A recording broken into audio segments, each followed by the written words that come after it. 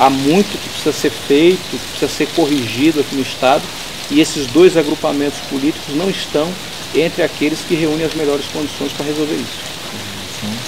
Edilson, depois desse problema de saúde que você teve, qual foi a repercussão que isso teve na sua vida política? Você vai diminuir o ritmo? Como é que vai ficar esse Edilson Silva de agora, depois desse probleminha de saúde? Não, é um problema. Você é muito aguerrido, né? Você é um militante daqueles fervorosos. Não, óbvio que eu estou com uma preocupação muito grande de recuperar o meu condicionamento físico. Por quê? Porque eu faço campanha e faço política montado na minha carcaça, né? Eu preciso muito do meu condicionamento físico, porque eu vou para muitos lugares, eu faço 30, 40, 50 comícios por dia, né? Eu converso muito com as pessoas, eu gosto de conversar, se tiver 3, 4 pessoas, eu falo com a mesma ênfase, com a mesma energia, com a mesma paixão. Então eu vou a feiras, eu vou a terminais. Então eu quero muito recuperar esse condicionamento físico para poder continuar fazendo política como eu sempre fiz. Mas óbvio que eu vou prestar mais atenção, né, no nosso limite físico, e vou trabalhar dentro do limite possível, né? Porque eu tenho filhos, eu tenho família, eu tenho pessoas que a gente tem uma vida, né, que vai além da política, mas nós vamos trabalhar no nosso limite, como sempre fizemos, né? No limite possível, no limite que a saúde permite, para poder conversar com a população, né? A política, como a gente faz, é um esporte de contato, né? Contato físico, você tem que estar em contato com as pessoas. Eu vou em todos os mercados quando faço campanha, vou em todas as feiras, nós temos 96 bairros aqui em Recife. Na última campanha eu praticamente só não fui em uma comunidade, que foi a comunidade Bola na Rede, que fica ali atrás da Guabiraba, né? Como quem vai ali para a aldeia, para o Camaragibe, lá por trás. Só não fui ali, no demais eu fui em praticamente todas as comunidades. Cosme e Damião, lá na divisa, depois do R7, em todas as comunidades eu fui falar com o dono do mercadinho e tal. E nós queremos continuar fazendo política assim, porque a gente gosta de fazer política. Espera assim. Manter esse ritmo. Eu quero manter esse ritmo, mas eu vou, obviamente, né, hoje eu tenho que atender as recomendações médicas da minha esposa, da família. Quais são as recomendações médicas?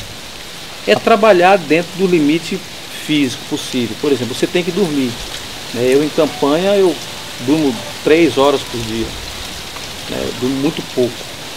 Eu chego tarde, vou elaborar, sou o primeiro a acordar. Então eu sou muito, estou sempre controlando muito as coisas, sabe? O programa de TV, o jingle, tudo, né? A gente está muito em cima, então eu vou ter que saber que eu preciso fazer a campanha. A gente precisa estar fazendo política, mas tem que ter o tempo, sabe? Tem que almoçar na hora certa, tem que tomar o café na hora certa, tem que dormir uma quantidade de horas mínima por dia, para que você possa, né, manter o seu organismo em pé e saudável, né, para que você possa, a condição prévia para você fazer política, você está vivo. O discurso radical permanece? Ele permanece porque esse nosso discurso radical, ele não tem a ver com raiva, não tem a ver com intransigência. O discurso radical tem a ver, primeiro, com um jeito que eu tenho de falar, né? Eu falo assim com as minhas filhas, eu falo com os meus amigos, eu falo assim na mesa de bar, eu falo no restaurante, eu falo gesticulando e empresto muita energia para aquilo que eu falo, para aquilo que eu faço. E tem a ver também com a fé e a crença que eu tenho naquilo que eu faço, naquilo que eu estou propondo. Então, eu acredito que é necessário ter educação pública de qualidade. Acredito que é necessário ter saúde pública de qualidade. Eu agora tive esse problema todo, eu não tenho plano de saúde privado por opção. Então, foi uma opção que eu fiz, de estar junto com o povo, sendo atendido onde ele está. E eu acho que os demais políticos deveriam fazer o mesmo, né? Deveriam ter esse desprendimento. Eu ficaria muito constrangido de dizer, Edilson, está o boletim médico vindo do Esperança, do Sírio-Libanês. É uma questão ideológica, né? A questão é ideológica. Eu acho que você está ali. Eu quero cobrar que a saúde pública funcione bem.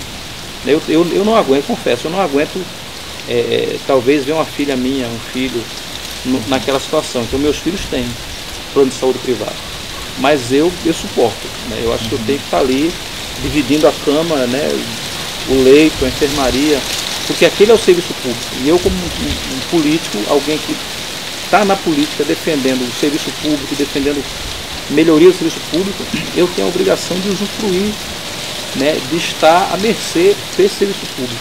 Acho que é um exemplo que a gente tem que dar. Então, isso tem a ver com essa radicalidade, né? Essa radicalidade nossa tem a ver com essa coerência com que a gente procura trabalhar aquilo que a gente diz, com aquilo que a gente pensa, com aquilo que a gente faz. É um radicalismo com coerência, né?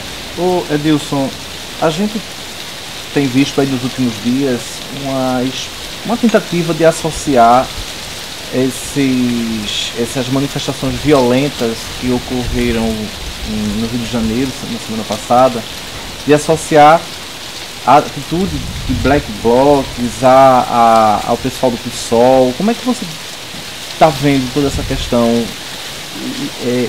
essa tentativa de associar as manifestações violentas de grupos, né, que estão ali infiltrados com os manifestantes, associando isso a esse radicalismo, né, desses grupos com partidos políticos, principalmente o PSOL?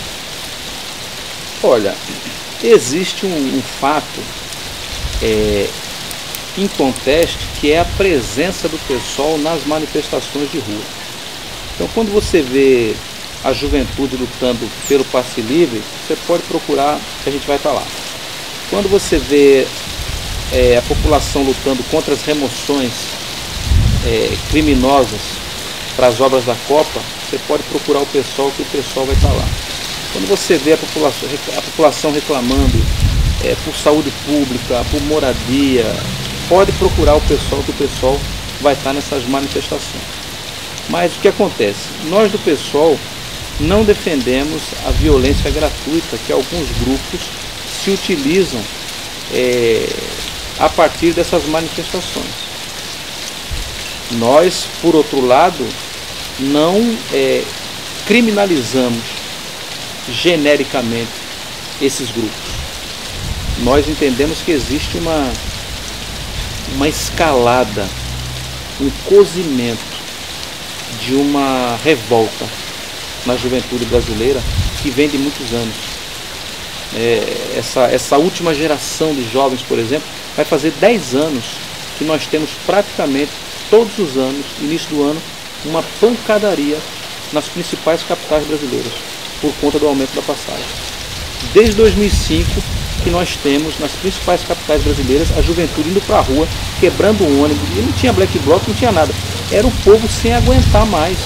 Uma passagem, um transporte caro, de péssima qualidade, quente, sem condições, então, ou seja, isso uma hora explode. Então o que acontece? Nós temos aí pelo menos 10 anos no Brasil uma juventude desassistida, sem emprego, sem educação de qualidade, sem saúde, sem cultura, sem acesso à cidadania, e de repente essa juventude tem acesso a uma ferramenta que se chama rede social, onde ela pode criar intercâmbios internacionais. Black Bloc é um grupo, não é um grupo, é uma forma de protesto internacional que nasceu na Europa. Do quê? De uma juventude que cansou de ir para a rua e apanhar da polícia, ser varrido das ruas como se fosse barato. E eles começaram a dizer, olha, nós não vamos mais ser varridos da rua. Nós não vamos mais para a rua pedir transporte público e chegar a polícia com gás, com cacetete, matar, repelir, e a gente não reagir. Então eles passaram a reagir e isso acabou se espalhando e chegou aqui. Então quem é o responsável por isso? Existe uma causa.